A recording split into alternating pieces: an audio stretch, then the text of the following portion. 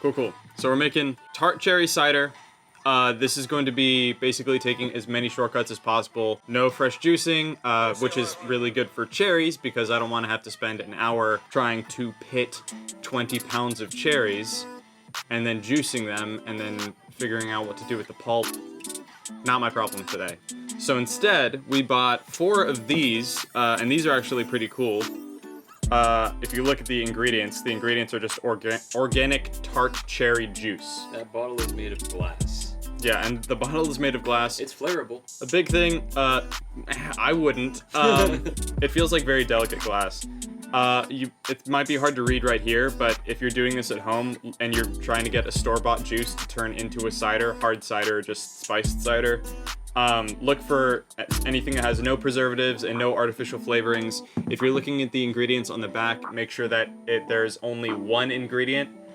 Even if there's like water added to it, or like ascorbic acid, that could potentially screw up your entire rig. So, going over the equipment really quick, the first things that we're gonna need some sort of heat source. This is an induction top, a vessel, so this is a stainless steel pan, and then we're gonna heat up about half the cherry juice in here to dissolve some brown sugar. And this is light brown sugar. Apparently there are 2 main kinds. I didn't know this, but there are 2 main kinds of brown sugar. Light brown sugar, which is what you would use for baking, right? If you're making cookies, pastries, pies, and things like that, which makes a lot of sense for cherries and apples and most kinds of things that you would make cider out of. The other kind is dark brown sugar, which is the kind of stuff that you would use to make like barbecue sauce.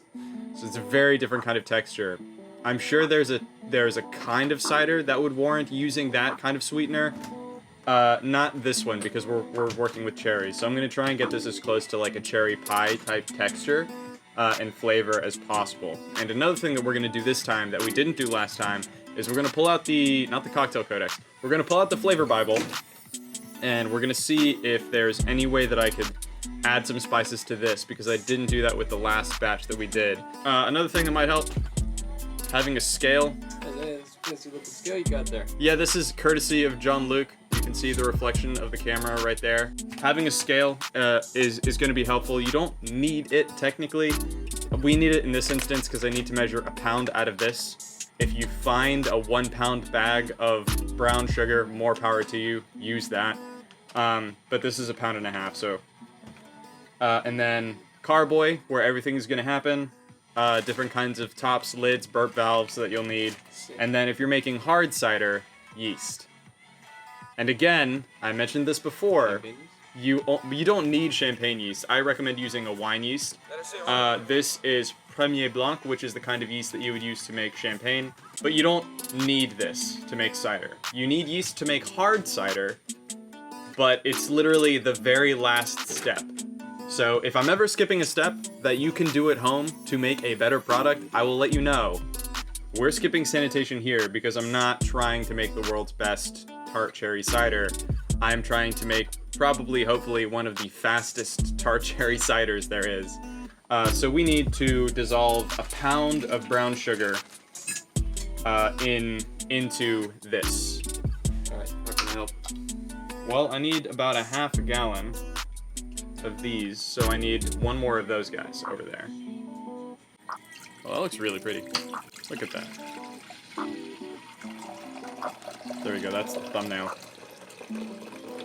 If you look at the monitor is super confusing. It looks like I have 3 arms. That's gonna be the actual thumbnail. I lied. That's gonna be the thumbnail. The one that's really confusing for everyone.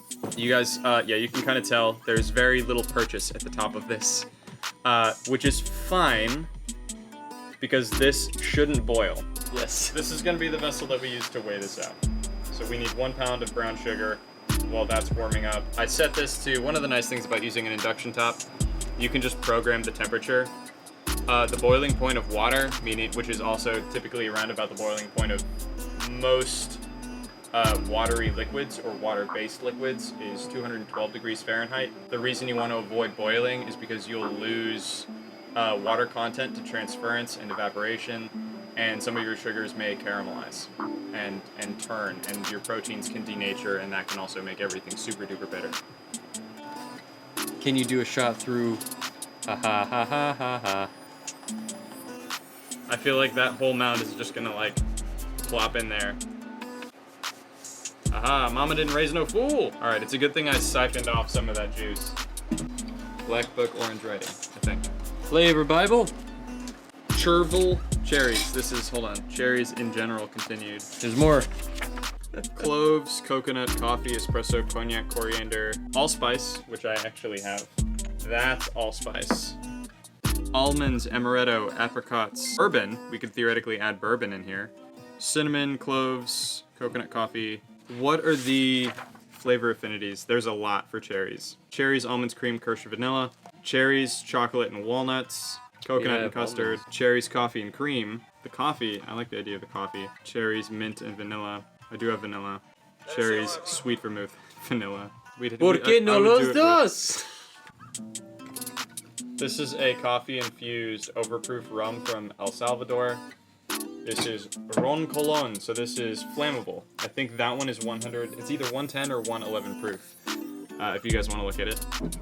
I feel like doing some of these spices, like this kind of stuff, would help brighten it up a little bit. Whoa, yes. 100%. 5, 6, 7. I feel like it needs something nutty, like something. Almonds? I wonder how compatible it is with hazelnuts. But smell what that smells like. That will most certainly work. This is about to be absolutely fire. Typically, ideal extraction for stuff like this is going to be 180 degrees. And I'm going to leave it on a soft 5-minute timer. Kind of steeping it the way that you would steep tea. Oh, was that the 5-minute timer, John Luke? Yeah. Okay.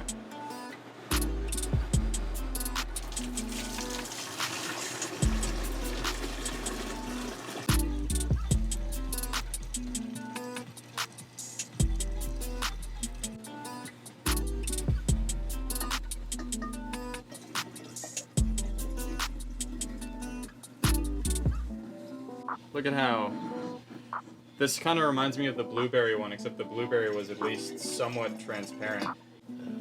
Sounds ominous. Wait, this way. Hua! I need to. Just gotta know what to look for, so you're I welcome. think I need to wake up the yeast.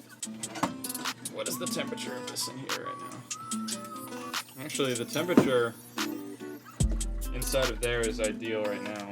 So I might just add the yeast directly in there. I'm gonna skip a step here, and instead of activating the yeast traditionally by adding it to water, I'm gonna add it directly to the solution. You've activated my yeast card. Why are you adding yeast? Because this is going to be hard cider. Slip a bit of vodka in, we beat you to that, man. We added some overproof rum and what else? The Frangelico? That is going to be potent. Be careful if you're adding yeast directly to your solution and you cap it like this. I'm about to shake this up. Record time, we put everything together. Really, probably could have done it in 30 minutes. Oh, man. Alright, hopefully this time it doesn't go nuclear. I think it's as good as it's gonna get. I think we have to put this on here now.